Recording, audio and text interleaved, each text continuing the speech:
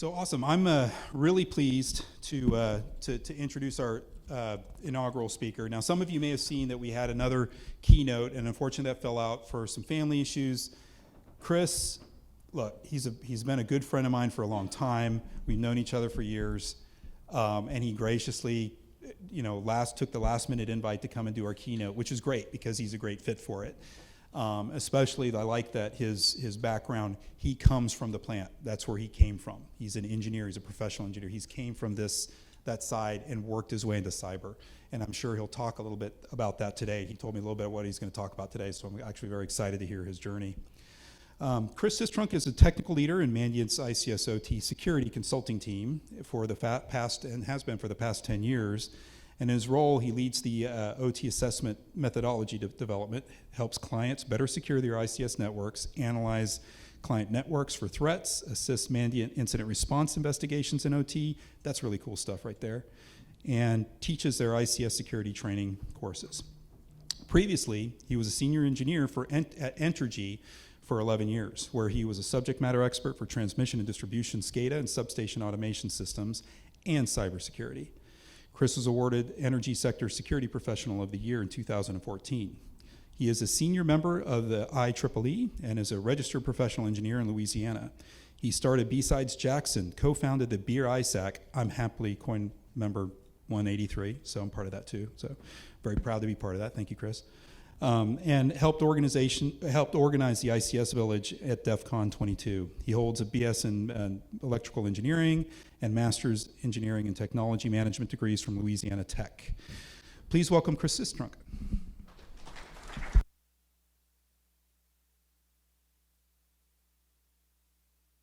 Sam, I feel like I need a clipboard. What's the deal?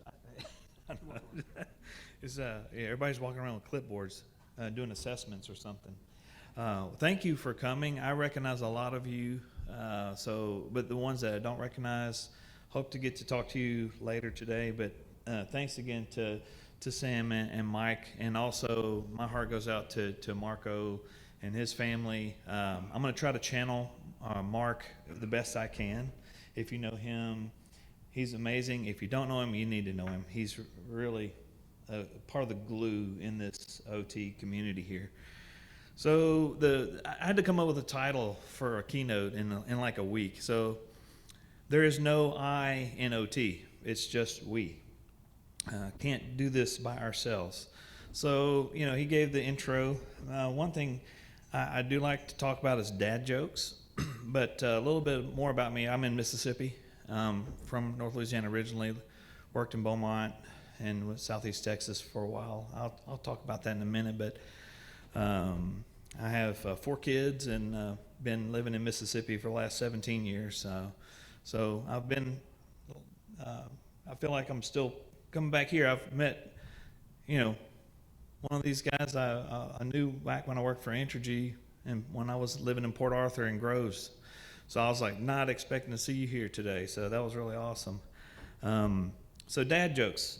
I've got one for you. Any electrical engineers, this might be an electrical engineering dad joke. What do you get when you connect 4 data diodes together? You get a full bridge data rectifier. That's a really, oh man. So that is a very technical joke, and not very many people laugh. So I'm going to throw that joke away. Oh boy.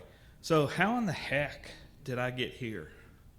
Where I'm at today, I don't know. It wasn't by myself. I tried to get Google Gemini to generate an image for me, and I was like, I'm going through the woods following an old rusty chain, and that's kind of the way I feel like I've been in my career. I don't know how I ended up here. It's like a turtle up on a post. How did he get there? It doesn't belong there, but that's where I am. And I didn't end up here by myself. I had so many people that helped me along my way, along the journey that I have. First of all, I can't have thanked enough people, but it starts with my dad. There's me in front of my dad's work truck. He worked for LP&L and Entergy, and this year will be 50 years. He turned 72 on his birthday. He's in a substation, still working on the power grid. I think he's going to be like 900 years old, Methuselah, working in substations. He loves it so much, and so I really looked up to him a lot when I was a kid. It kind of dates me there with the soccer socks and the and many of you may have grown up with computers. My dad had our first computer was in 88. We had DOS and basic games. Like it was a little race car game that was like an ASCII face that it was like, that was amazing. That kind of got me interested in computers, even though I was not a science guy or computer engineering, but it was really cool technology.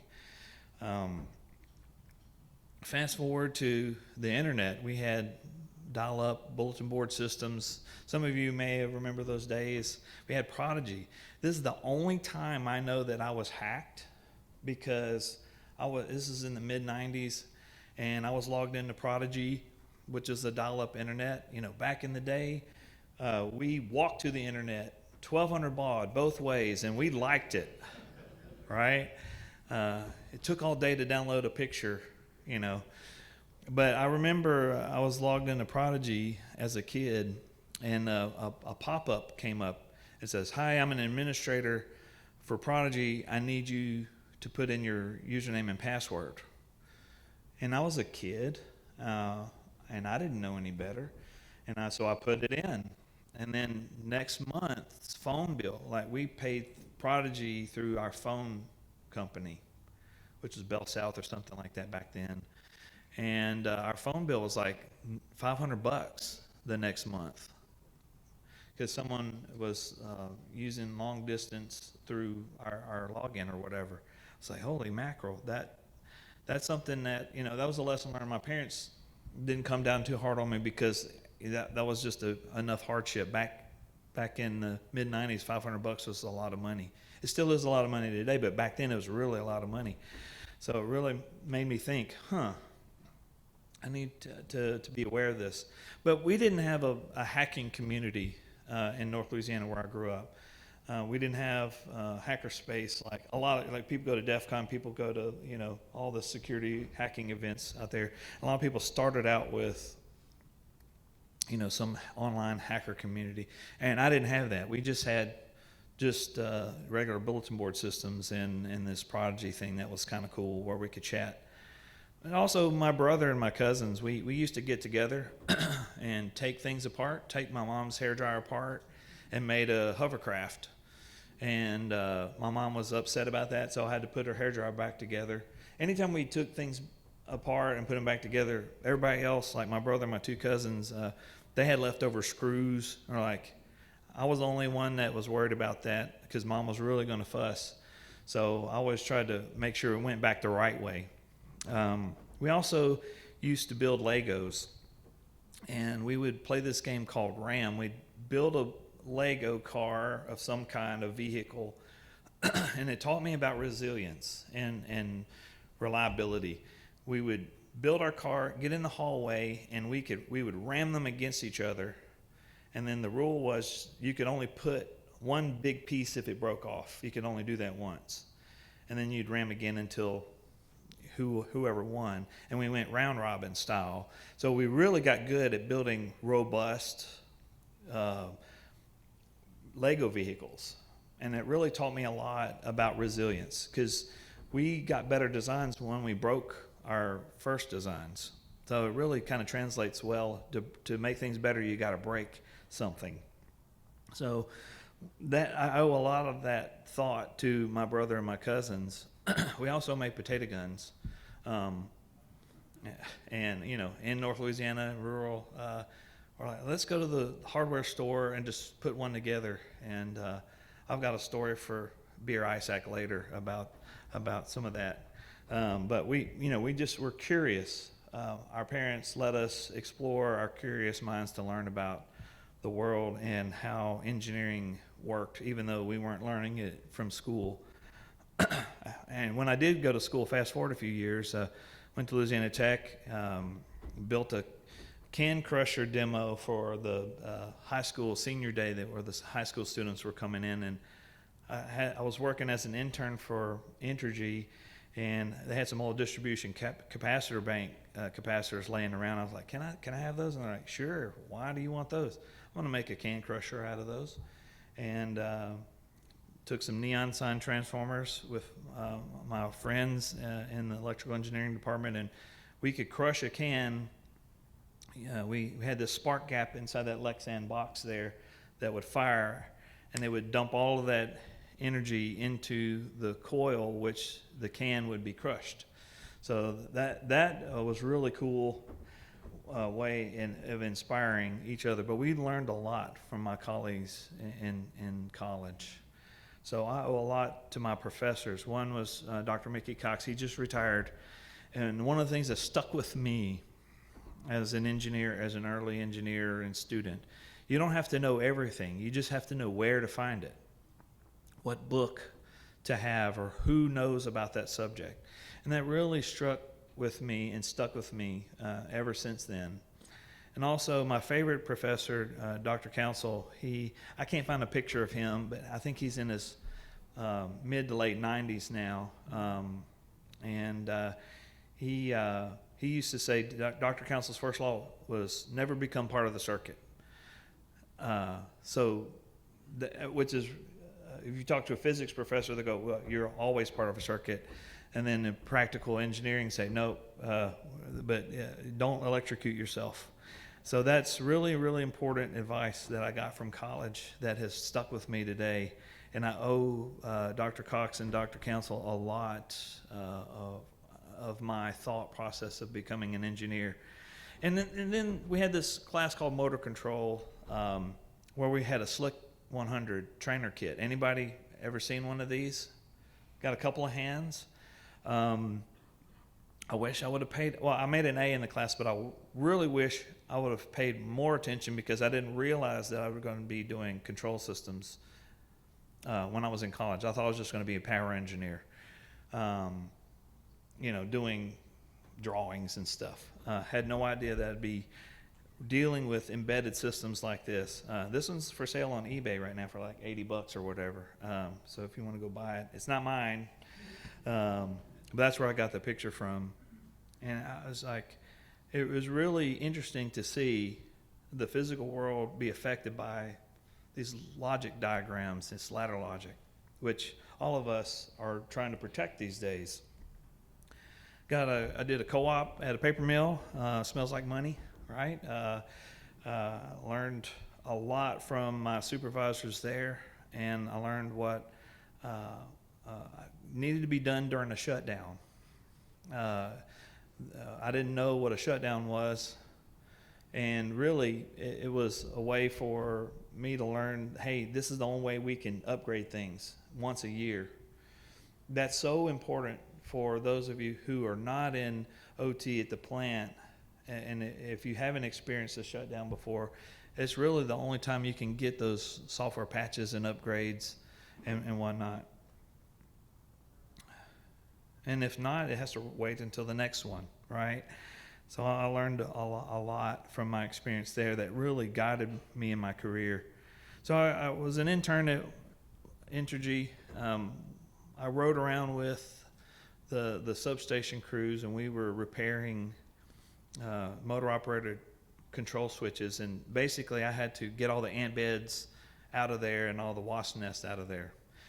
Because as you may know, out in the real world, in the ugly parts of control systems, you've got to deal with Mother Nature. So then I got my first engineering job at Distribution Design East in Beaumont. And the first safety meeting I went to, safety training, it was me and several other new folks, and then all the new linemen that they had hired. And R.O. Grubbs, safety specialist, told me something that I never, ever forgot. And you've probably heard this too from your safety folks. Safety rules are written in blood. Nothing is going to happen until someone gets hurt. And then now we're going to write a safety rule about it. And it seems to be the way that for regulation and cybersecurity as well. So one of my students said, electric reliability rules are written in darkness, which is so true. And same with like Colonial Pipeline after that now TSA has a security directive after something bad happens, or water was thinking about it with the EPA, right? So let's get ahead of ourselves and try to be a little bit better than waiting for something bad to happen. But in reality, a lot of things don't get done until something bad happens. One of the coolest things that was for me, and I don't know if you and your companies do this, was the engineering rotation. As a brand new engineer, I rode a week with a distribution line crew, a bunch of Cajun guys that really told me how it was. And I helped them. I couldn't help them actually do it because that wasn't my job, and they're union. But they taught me all about. We built a 3-pot bank serving, I forget, some store or something like that. But I got to sit there and listen to them, and listen to things like, hey, just because you design it on paper, that doesn't mean that's how it's going to work in the real world. And so that really caught my ear, and it really changed the way I had thought. I needed to listen to the people out in the field to help make designs better. Same thing, I rode a week with the servicemen, rode a week with the substation mechanics, fixing breakers and transformers, and then I rode a week with substation relaying crew. And it was critical for me to be a humble engineer that was brand new out of college and build that mutual respect and learn from each other. I cannot recommend that highly enough. And if you've got new folks that's coming in, give them a chance to listen to your stories as well. Take them under your wing. And if you're not in engineering, you're in operations or maintenance, tell them about the things that you know, and maybe they'll listen. A really great thing is they rotated me into doing SCADA in 2005. I didn't know what the heck SCADA was, but I learned about it. We had old equipment, old deck term, Digital Equipment Corporation. We had old protocols that were bit-based instead of byte-based, PERT 2631. We had basic RTUs. I think they used to be built here in Houston, TRW, RTUs, and others that were really old. But we had to learn that. And I also learned how to do the database and programming, relay logic. And then Katrina and Rita hit. And that really taught that we had to come together. When you have 2 hurricanes impact over 2 million customers, and you had get 15,000 line crews to come from all over the U.S. and even Canada come down to help put things back together. It wasn't an I. There's no I in OT. It was we. We really needed that we to really step up to get people's lights back on. And I learned the most by actively listening to the operators, sitting at the desk, and they've got the best coffee in the world, right? Because they insist on the best. And I listen to the relay techs on the phone, and they say, this is why we have to do it this way. Because we had this XYZ problem with the microwave towers and fog in the morning over the swamp in southeast Texas. The reasons behind why things happen. And so that really helped me a lot. I also slept in my office for 18 days after Rita. That was pretty wild. I didn't have power in my office. And the best beer I ever had, I'll tell you about that later, was after we finally got power back on to the local convenience store downtown Beaumont. That was the best beer I ever had in my whole life, because we were working 16-hour days. So I learned the power of coffee and donuts from the operators, right?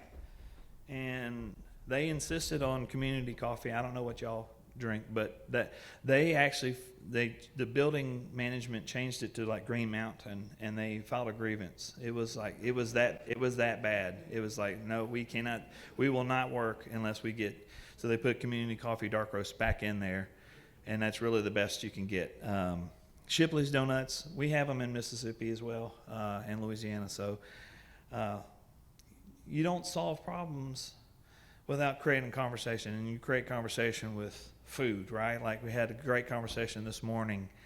But if you really want to get stuff done, you have to bring kolaches. You have to bring kolaches. So I've got some kolaches here. Thanks, Sam, for getting them for it. So I'm going to pass these around if y'all want to share them later. So got some napkins here. So set up here. Y'all can pass them around. There's some different varieties. But I tell you what, I learned that in about 2005 to get someone's attention and say, hey, let's come together and solve a problem. You really have to meet in the middle. And a lot of times it's as simple as a box of donuts. And we listened to the operators, to what their problems were. And us in engineering would have to solve that problem. Or it might be vice versa. Hey, we need to implement this new system. I know Entergy serves around around Houston. We had problems with voltage collapse in the Woodlands area.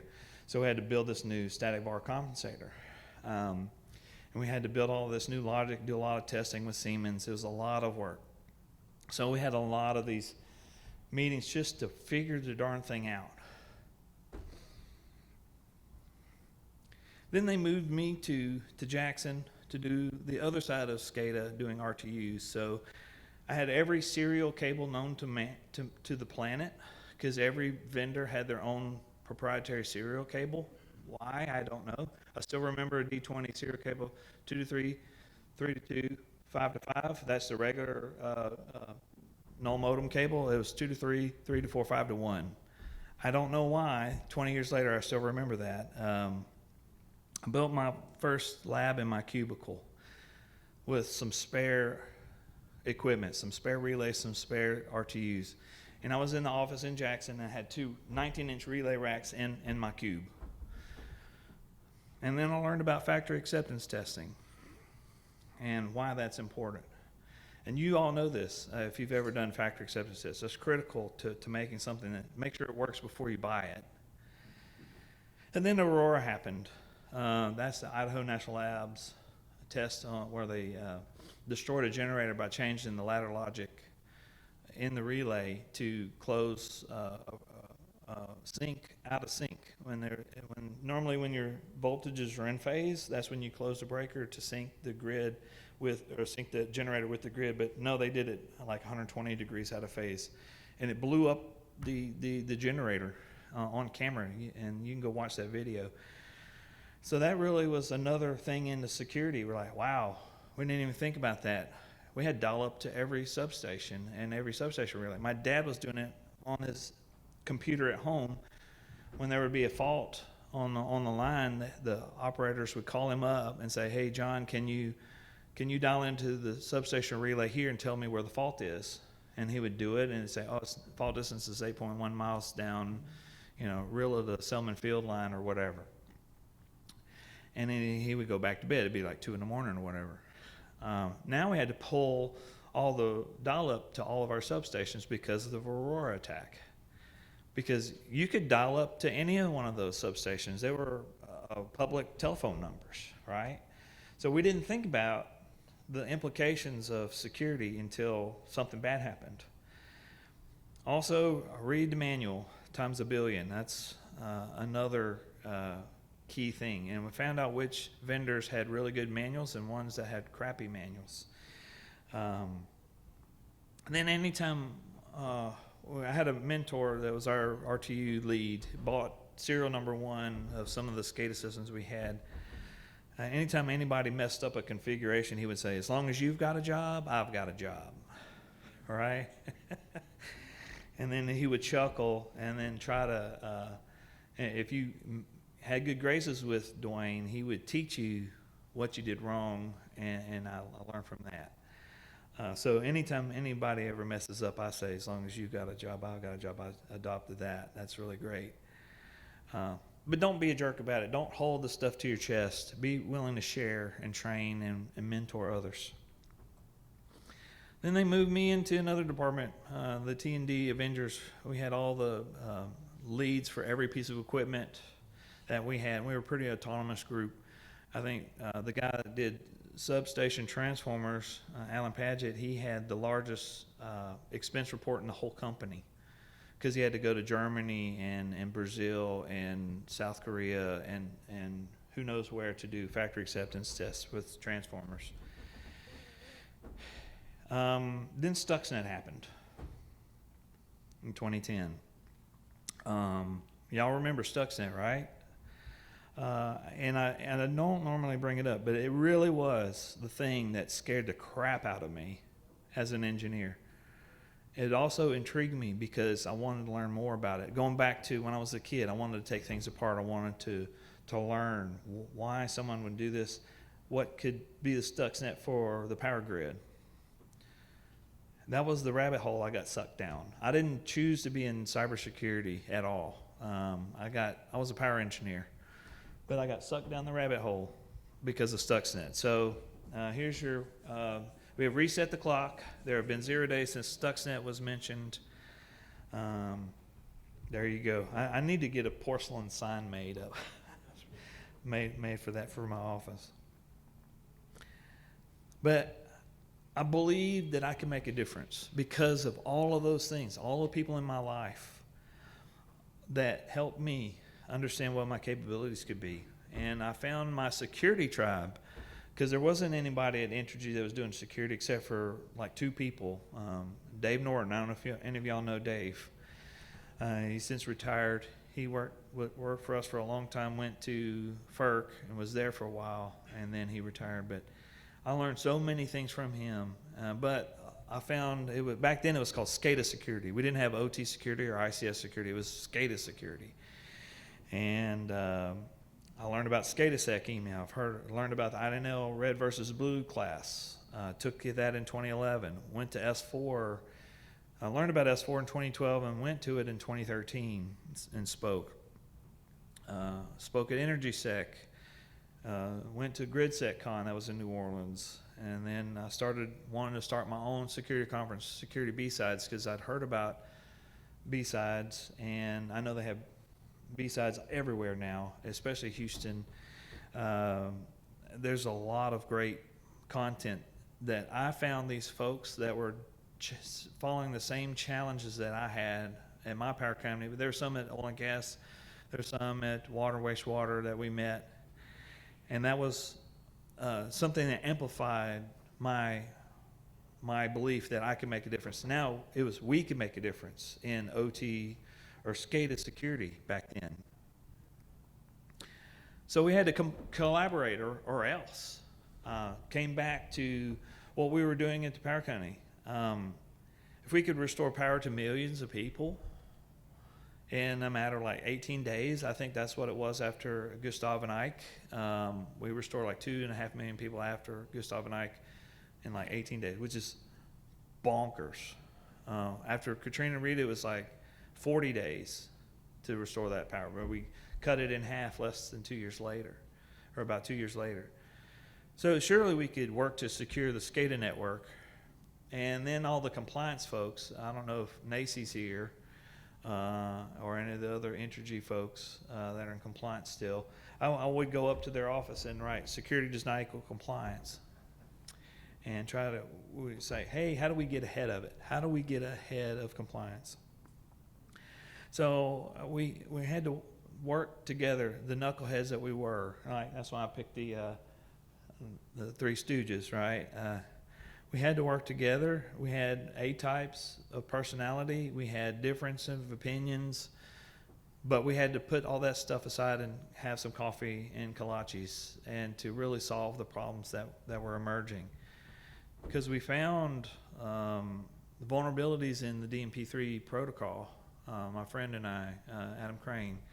And we didn't know how to deal with that. And we had to work with all the vendors in 2013 to get those fixed. A lot of vendors actually cussed me out and like, why are you doing, like, you bought this software from another company. You didn't write it yourself.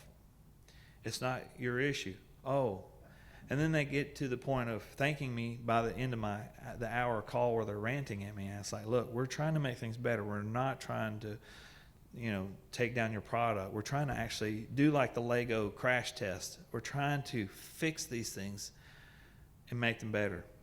So we worked around that. I almost got fired from Entergy for doing Project Robust. But the way I handled it, it really meant that I had to really work with the vendors, work with the government, work with our teams to understand the problem. And once they got the idea, this could take away weapons of our adversaries to do damage, causing a protocol issue, or because you could send a 5-byte message in DMP3 to say a Schweitzer RTAC, and it would reboot the machine and it would lose the configuration. And you could do it. You could send a similar message up to now it's GE, but back then it was Awesome Grid had their SCADA software, and it would cause it to go infinite loop, and it would take down the whole SCADA system. You would have to really restart the whole thing by sending an unsolicited message. So that was a lot of like late nights, sleepless nights, working together to make things better. And then, I talked about Project Robust, but we also had the Super Bowl blackout. Remember that? Anybody remember that? Chris called me. He's like, was it cyber? I go, I don't know yet. I haven't logged in yet. So I threw open my laptop, was watching it on TV, had to log in to the SCADA system, was looking at all the logs, looking for the breaker trip logs, and there wasn't any. And I go, well, let me call down to the substation. Well, no, it was a manned substation. There was like 8 people in that substation. I was like, well, it wasn't a physical attack, and it wasn't a cyber attack because it was a 1200 baud SCADA modem. The attackers are not going to go after 1200 baud lease lines SCADA modem. Eventually, we found out that it was a defect in the relay. It was electromechanical relay. But at the time, that was the thing. They said, was it cyber? Was it cyber? Was it cyber? That whole Project Robust thing blew out, really changed the whole industry for the electric utilities, and maybe others as well. I like to say the front yard, we always mow the front yard with positive testing, doing factory acceptance testing. Does this command work? But no one had ever done, well, what if we send something that's completely bogus or something that's not correct? That negative testing. That was like the front yard was mowed, but the backyard was not mowed. And then you're finding like bathtubs and toilet bowls and old baby dolls, like when you're mowing the grass, like, wow, all this stuff in the code that was never reviewed. We helped get that started. And then we had a power attack in 2013. We had a crazy guy who went crazy. He cooked crystal meth in his house, and he decided to start attacking the power grid. He tried to take down a 500 kV tower, and then he got on a giraffe, which is one of those mobile saw blades, and he chopped down a wooden transmission line, and say, hey, I'm going to try to take down the grid himself. So we went into the control house of Keogh substation, and he set it on fire. He doused diesel everywhere. Of course, he was caught, and he's in the federal penitentiary still to this day. But that really made us think about physical security too. So I started with our teams. We had to look. It's like, what did we miss? What do we miss? Well, our substation locks were 50 years old. They all had the same key, and we had other people that weren't employees that had the key. Had a homeless person had a key, was sleeping next to the transformer to keep warm. And we're like, wow, how'd that happen? So that was another aspect that we really had to think about, was the physical security. And at the time, we put armed guards at all the big critical substations until we figured out what was happening. So I said all that about my journey, but I want you to think about your journey. It wasn't about me. It was about the people that helped me and guide me and mentor me along the way to learn about how these complicated systems work. It's not easy to build and operate and now secure this stuff we call OT. Think about the time that the people that taught you. Think about the hard lessons that you've learned. And think about how you built it together with your teams. And share that with the new folks that come along. Even if they're not the same background as you. Maybe they're an engineer and you're in IT security. You have to have those coffee and donuts and kolaches moment where you come together.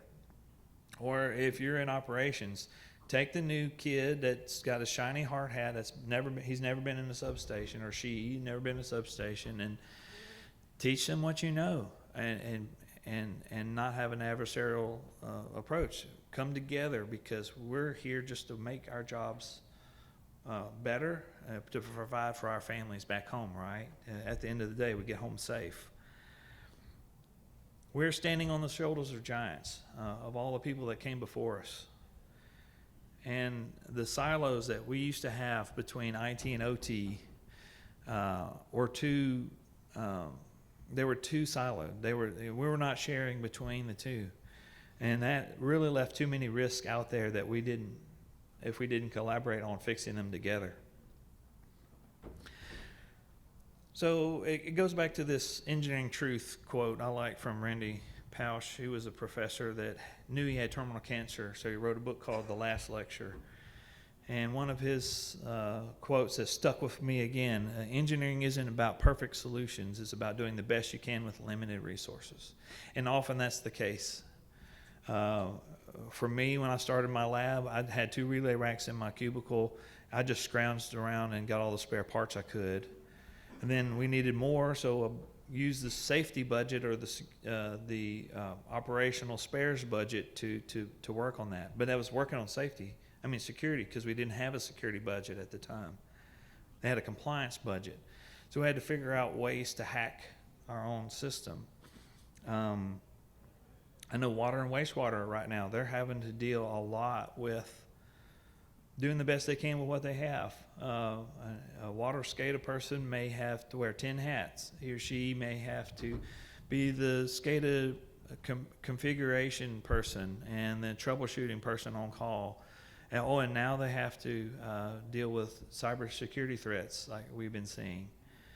But they're dealing every day with people who flushable wipes, and because it clogs the pipes, and they have to deal with that every day. Or like electric utilities, we have to deal with squirrels all the time. We're not dealing with threats that's really taking down the grid every day. So these challenges never stop.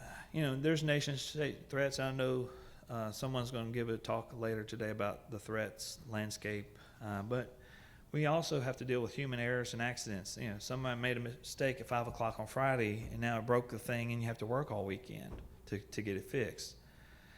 That's real important too. We also have the challenges of our businesses are saying, do more with less. Well, I know Entergy, I'm not going to pick on them, but they never hired anybody to replace me after I left. And they have less people now working for them doing security and SCADA for them than they did when I was there. So they're having to do more with less. And they have more regulations that's coming. And we have newer technology that's coming, right? So these challenges are never going to stop. They never really stopped once they got started.